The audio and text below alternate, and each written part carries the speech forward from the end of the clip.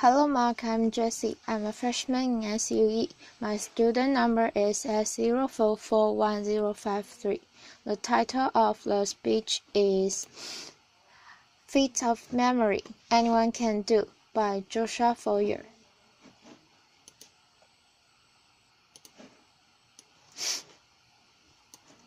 I'd like to invite you to close your eyes. Imagine yourself standing outside the front door of your home. I'd like you to notice the color of the door, the material that it's made out of. Now visualize a pack of overweight nudists on bicycles. Laughter. They are competing in a naked bicycle race, and they are headed straight for your front door. I need you to actually see this. They are pedaling really hard. They are sweaty. They are bouncing around a lot. And they crash straight into the front door of your home. Bicycles fly everywhere. Wheels roll past you. Spokes end up in awkward places. Step over the threshold of your door into your foyer, your hallway, whatever on the other side, and appreciate the quality of the light. The light is shining down on Cookie Monster. Cookie Monster is waving at you from his perch on top of a tin horse. It's a talking horse. You can practically feel his blue fur tickling your nose. You can smell the oatmeal raisin cookie that he's about to shovel into his mouth. Walk past him into your living room. In your living room, in full imaginative broadband, picture Britney Spears. She is scantily clad. She's dancing on your coffee table, and she's singing "Hit Me Baby One More Time." And then follow me into your kitchen.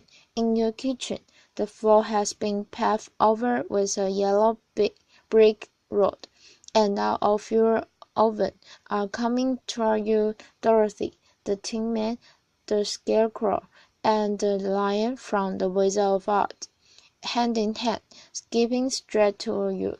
Okay, open your eyes. I want to tell you about a very bizarre contest that is held every spring in New York City. It's called the United States Memory Championship.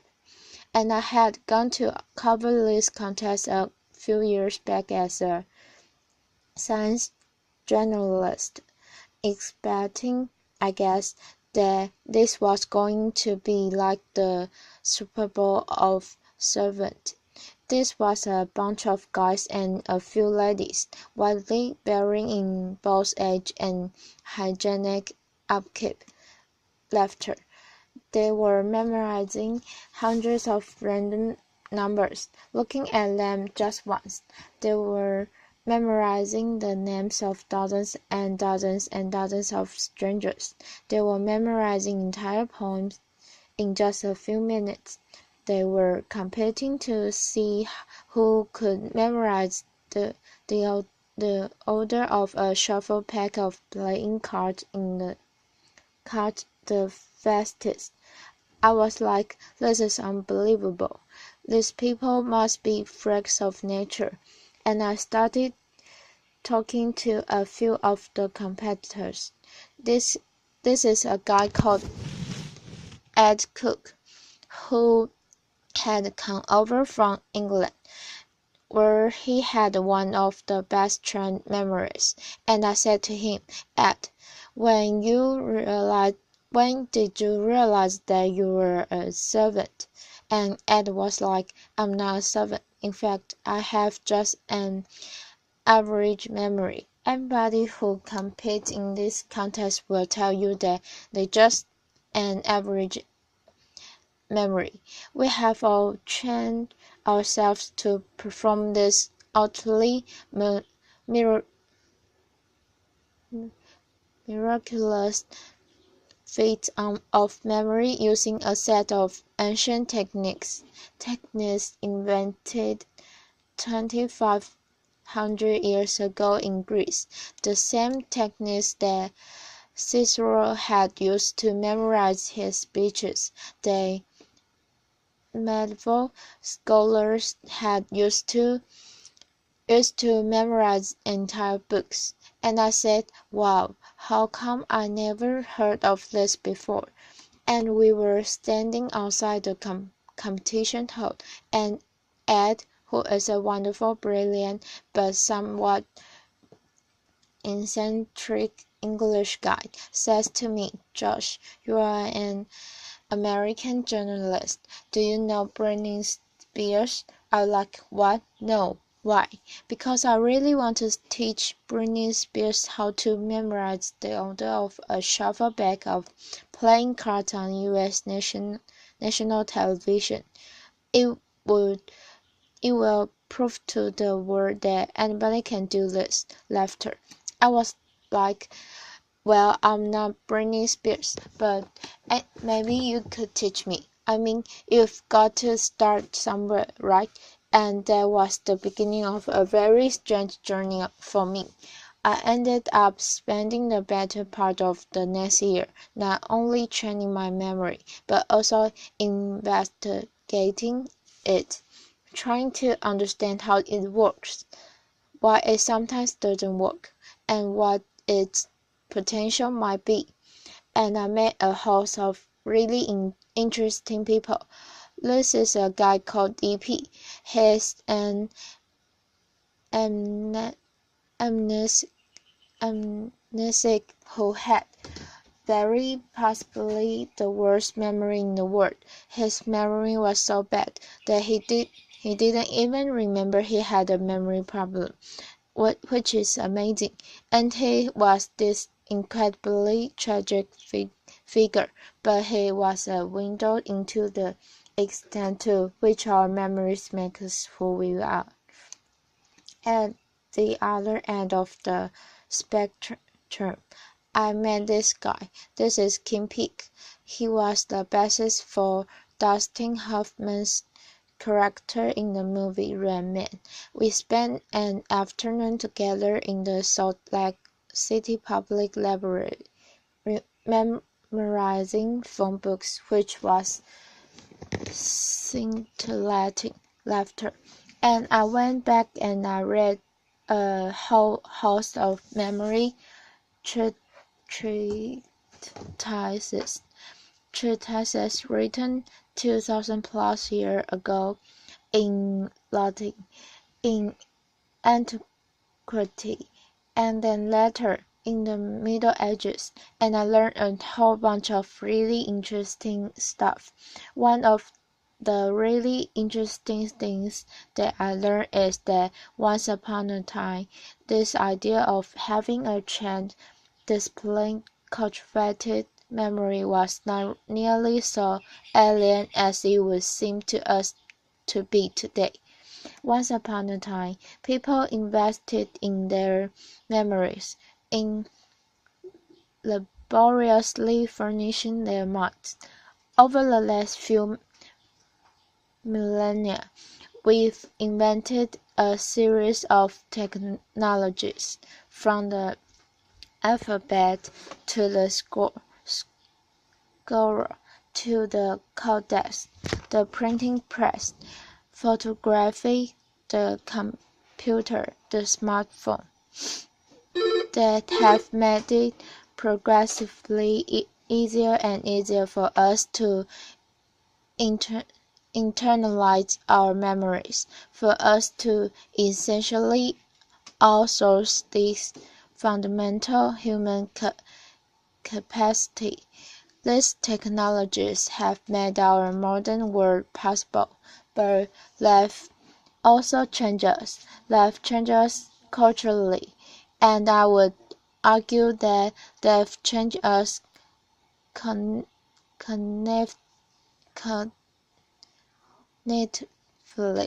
Having little need to remember anymore, it sometimes seems like we've forgotten how. One of the last places on earth where you still find people passionate about this idea of a chain, displaying cultivated memory. It's at this totally singular memory contest. It's actually not that singular. There are contests held all over the world, and I was fascinated. I wanted to know how do these guys do it. A few years back, a group of researchers at University College London brought a bunch of memory champions into the lab. They wanted to know, do these guys have brains that are somehow structurally anatomically different from the rest of ours? The answer was no. Are they smarter than the rest of us? They gave them a bunch of cognitive tests, and the answer was not really. There was, however, one really interesting and telling difference between the brains of the memory champions and the control subject that they were comparing them to. When they put these guys in an fMRI machine, scanned their brains while they were memorizing numbers and people's faces and pictures of snowflakes, they found that the memory champions were lighting up different parts of the brain than everyone else. Of note, they were using, or they seemed to be using, a part of the brain that's involved in spatial memory and navigation. Why? And is there something that the rest of us can learn from this? The sport of competitive memorizing is driven by a kind of arms race where every year somebody comes up with a new way to remember more stuff more quickly, and then the rest of the field has to play catch up. This is my friend Ben Pridmore, 3-time world memory champion. On his desk in front of him are 36 shuffle packs of playing cards that he is about to try to memorize in 1 hour, using a technique that he invented and he alone has mastered. He used a similar technique to memorize the precise order of 4,140 random binary digits in half an hour. Laughter, yeah. And while there are a whole host of ways of remembering stuff in these competitions, all of the techniques that are being used ultimately come down to a concept that psychologists refer to as elaborative encoding, and it's well illustrated by a nifty paradox known as the Becker-Becker paradox, which goes like this. If I tell two people to remember the same word, if I say to you, remember that there is a guy named Becker, that's his name, and I said to remember that there's a guy who is a baker, okay? And I come back to you at some point later on, and I say, do you remember that the word that I told you a while back? Do you remember what it was? The person who was told his name is Becker is less likely to remember the same word than the person who was told his job is a baker. Same word, different amount of remembering. That's weird. What's going on here? Well, the name Becker doesn't actually mean anything to you. It is entirely untethered from all of the other memories floating around in your skull. But the common noun Baker we we know bakers. Bakers wear funny white hats. Bakers have flour on their hands. Bakers smell good when they come from work. Maybe we even know a baker. And when we first hear that word, we start putting these associational hooks into it that makes it easier to fish it back out at some later date. The entire art of what is going on in this memory contest, and the entire art of remembering stuff better in everyday life, is figuring out ways to transform capital B bakers into lowercase b bakers, to take information that is lacking in context, in significance, in meaning, and transform it in some way so that it becomes meaningful in the light of all the other things that you have in your mind. One of the more elaborate techniques for doing this dates back 2,500 years to ancient Greece. It came to be known as the Memory Palace. The story behind its creation goes like this. There was a point called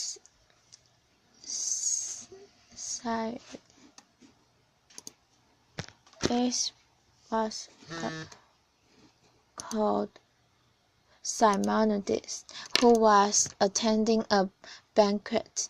He was actually the height in entertainment, because back then, if you wanted to throw a really slamming party, you didn't hire a DJ, you hired a point.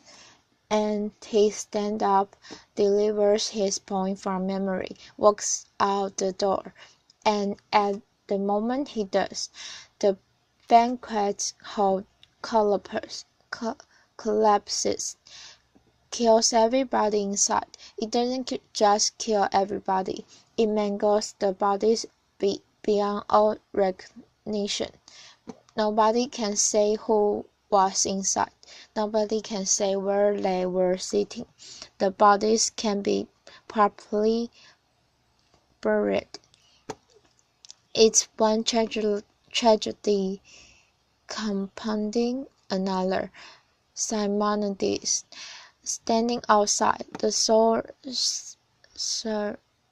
severe amid the wreckage, closes his eyes and has this realization, which is that in his mind's eye, he can see where each of the guests at the banquet had been sitting, and he takes the relatives by the hand and guides them each to their loved ones amid the wreckage. What Simonides figured out at that moment is something that I think we all kind of intuitively know, which is that as bad as we are at remembering names and phone numbers and word-for-word instructions from our colleagues, we have really exceptional visual and spatial memories.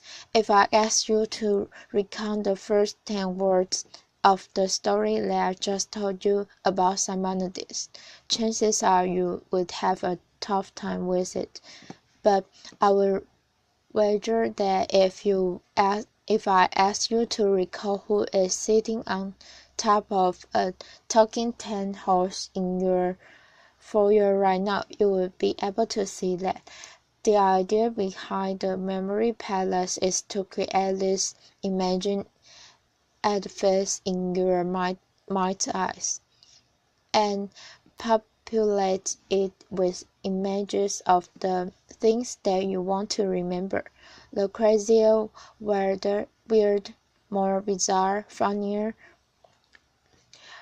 raunchier, stinkier the image is, the more unforgettable it's likely to be. This is advice that goes back 2,000 plus years to the earliest Latin memory treatises.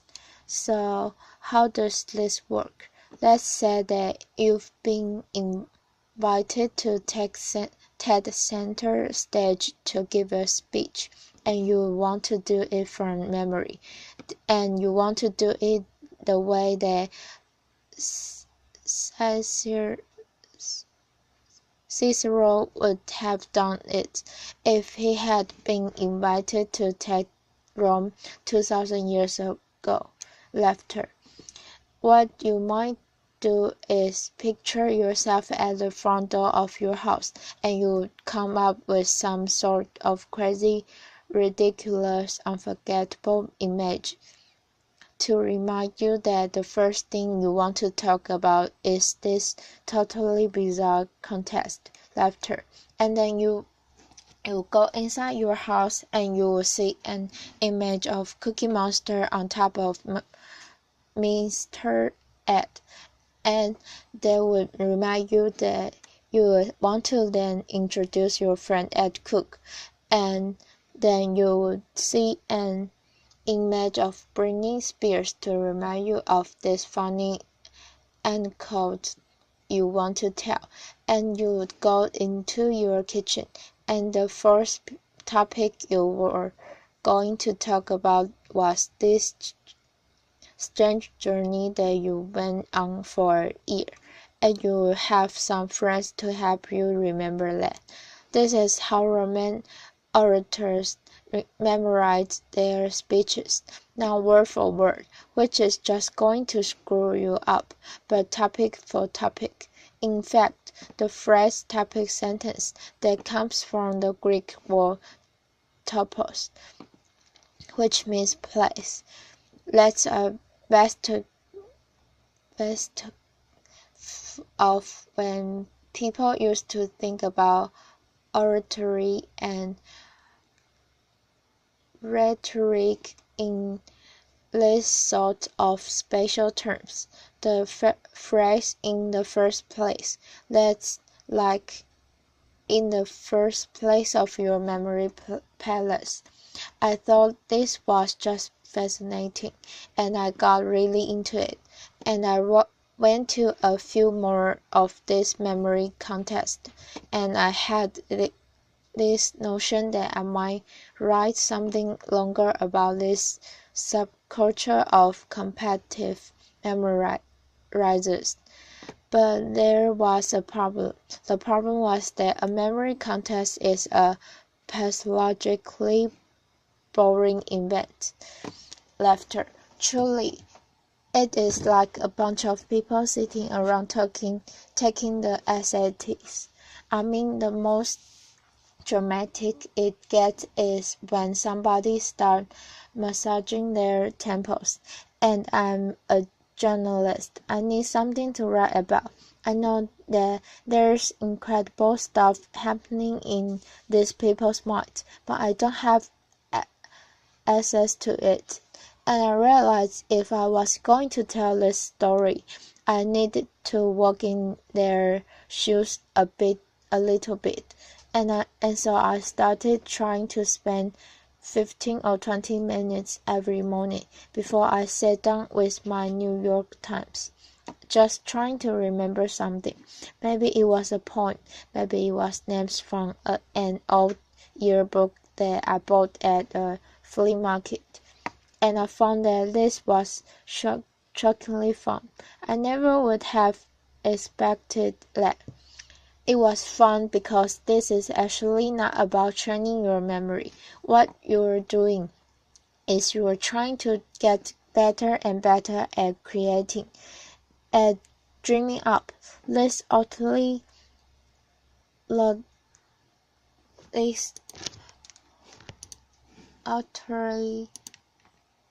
ludicrous, raunchy, hilarious and hopefully unforgettable image in your mind's eyes, and I got pretty into it. This is me wearing my standard competitive memorizers training kit. Laughter.